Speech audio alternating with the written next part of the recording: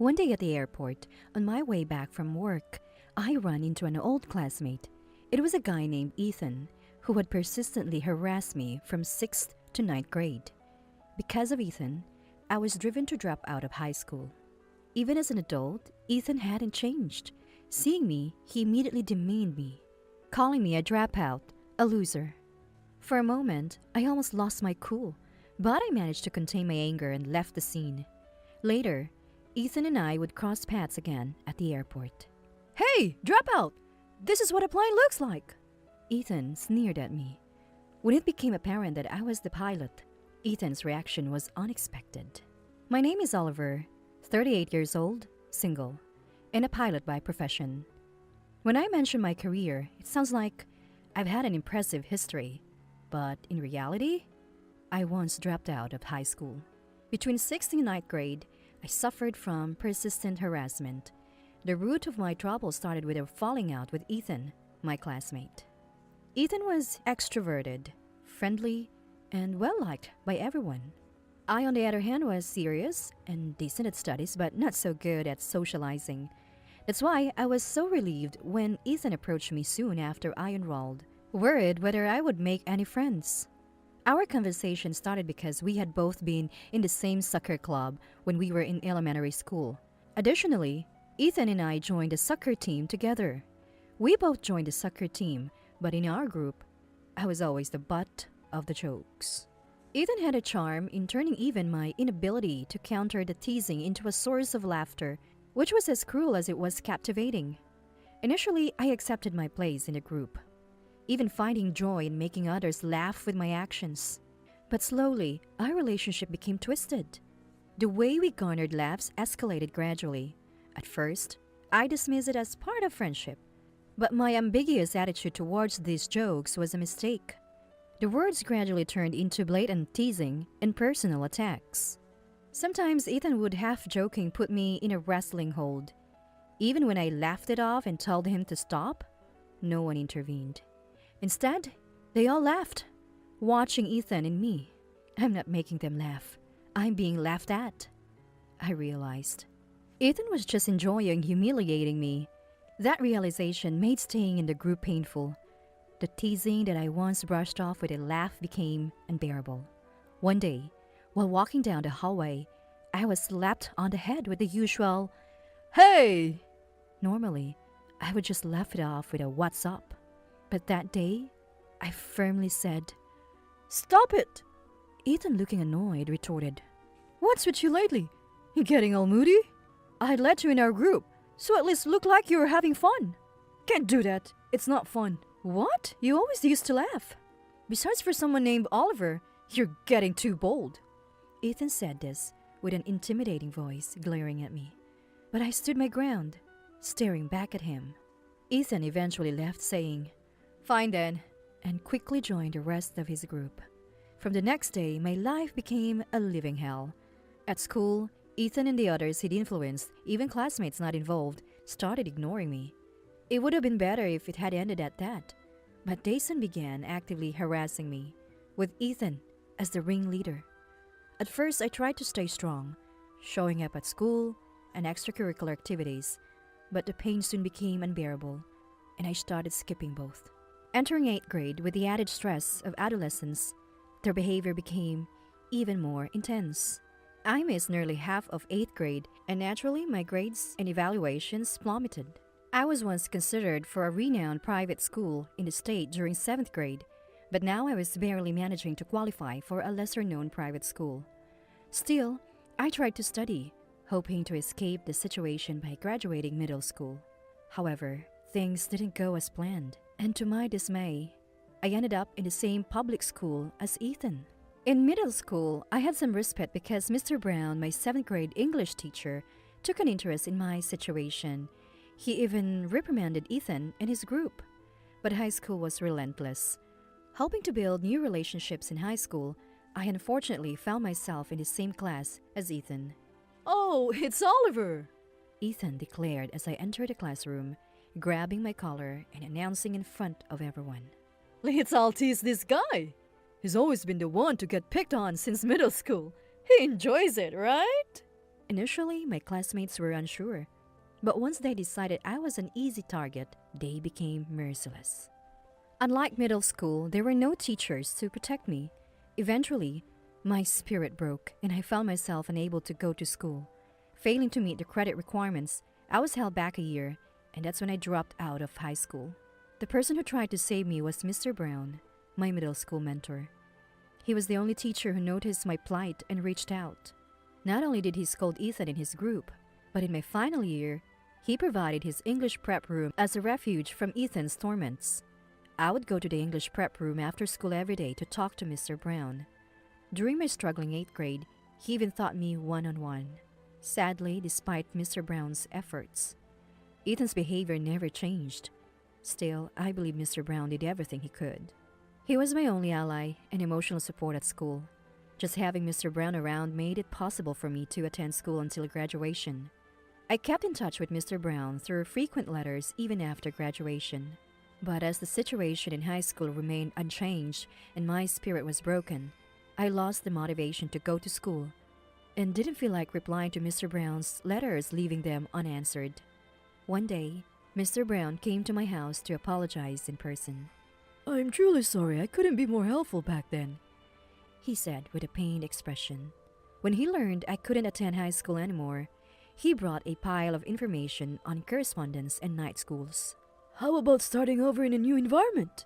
he suggested. "It's no use, I replied. My self-esteem shattered from being constantly ridiculed by Ethan in his group. Mr. Brown encouraged me. "Oliver, you'll be fine. With a change of environment, you'll flourish," pushed by his enthusiasm. I started studying for my high school diploma through correspondence education. Originally, I didn't hate studying, and with the active support of my parents and Mr. Brown, I made significant progress, contrary to my past struggles. Frustrated by how I had broken under harassment, I immersed myself in studies, refusing to let those bullies ruin my life.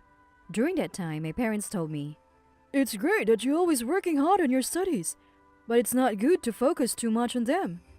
To give me a break, they took me on a trip. That was when I flew on a plane for the first time. The first surprise was the plane's imposing presence before boarding. I remembered how I used to love looking at aircraft in vehicle encyclopedias as a child. Flying through the air, I was completely captivated by the world above. The gradually fading cityscape, the thrill of breaking through clouds, and the clear sky beyond. The beauty of the scenery through the plane's small window made me feel free from everything. It was so refreshing that it seemed to erase all the regrets and burdens of the past. I want to fly freely in the sky. I want to be a pilot. This vague thought solidified into a firm goal by the time I returned from the trip. It was the first time I had a dream, and I felt my heart leap for the first time in a long while. However, becoming a pilot is not an easy path. It would also be a burden on my parents. But I didn't want to give up on something again. While I was wrestling with these thoughts, Mr. Brown visited me again. "Look at you, Oliver. You seem much brighter." He immediately noticed the change in me. "How's your studying going?" he asked. "It's going really well lately," I replied. "I've found a goal." Mr. Brown looked at me encouragingly. Would he laugh? Would he say it's impossible for me?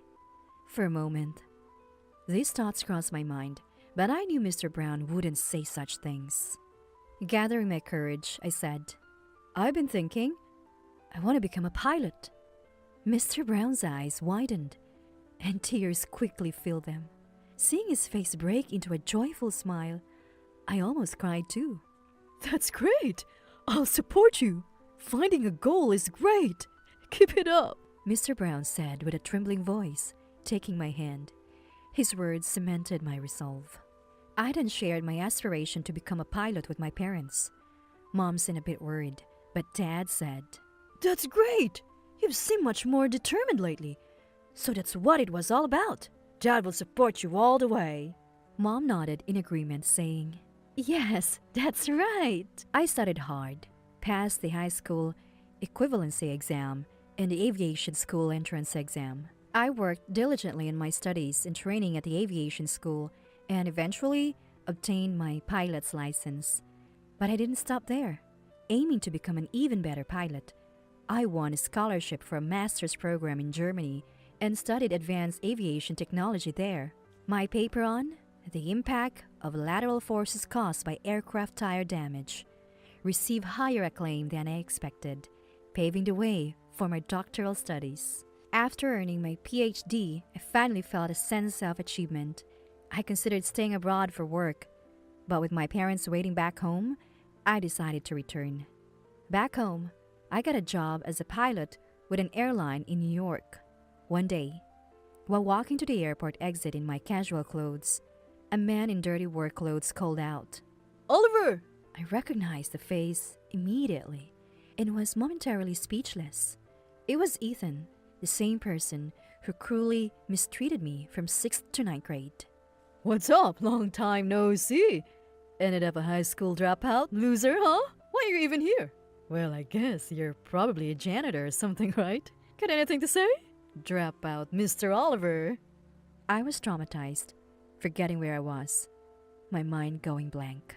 Ethan's tone, attitude, and expression brought back memories of those hellish school days.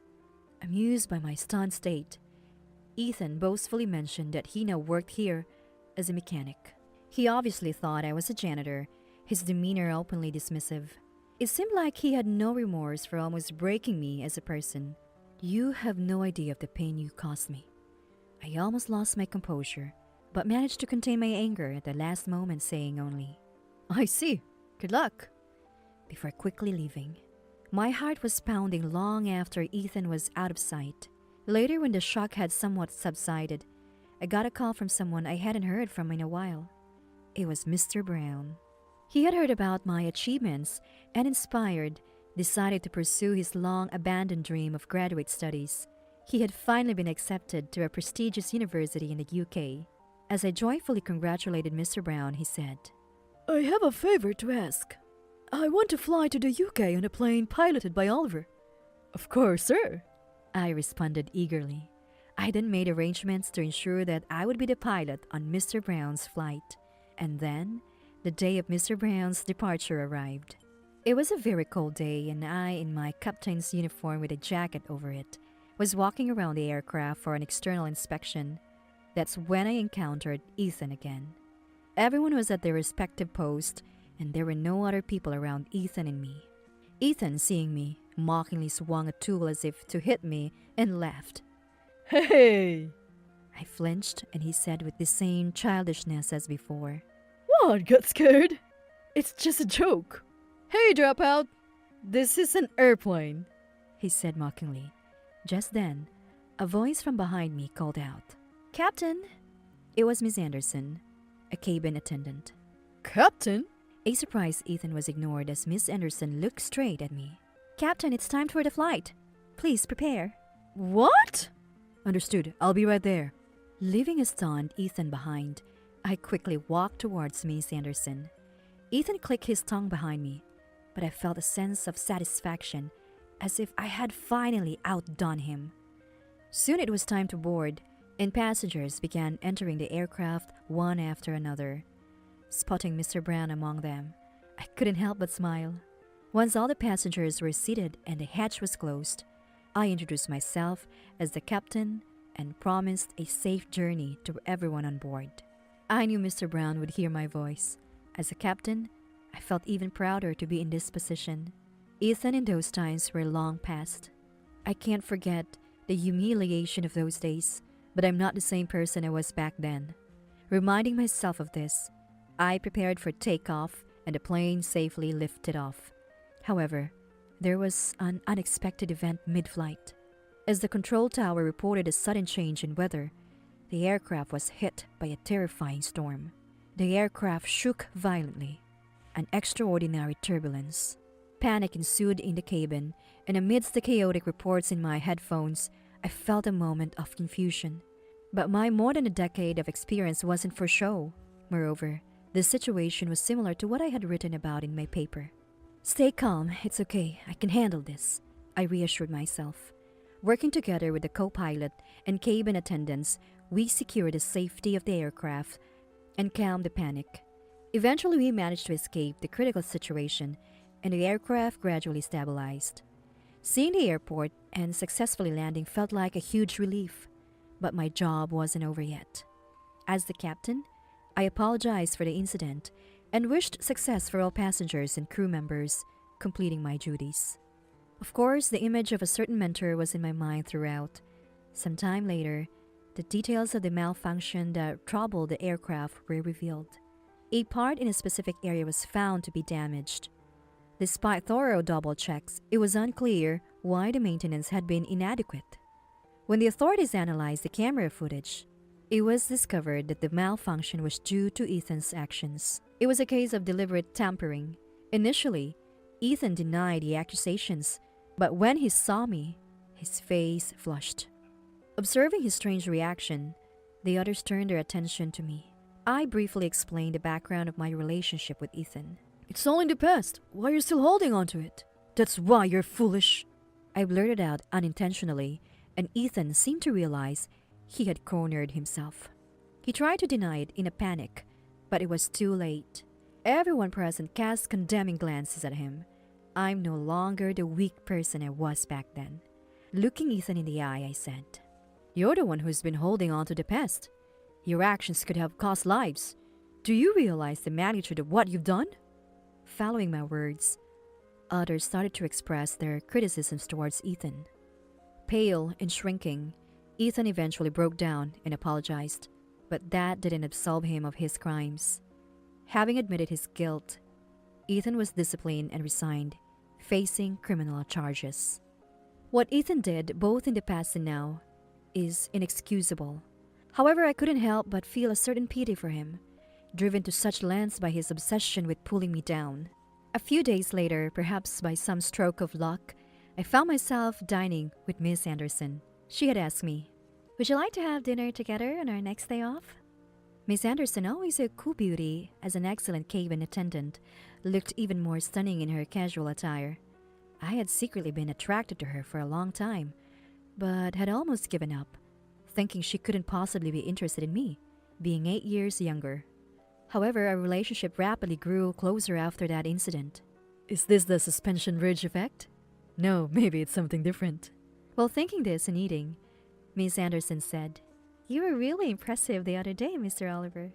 I was at a loss for words, and she chuckled softly. "What do you mean?" "When there was trouble, he gave calm instructions. Thanks to you, I was able to stay composed and act. It was admirable." Her compliments made me blush. "But involving many people in my problem with Ethan, I feel..."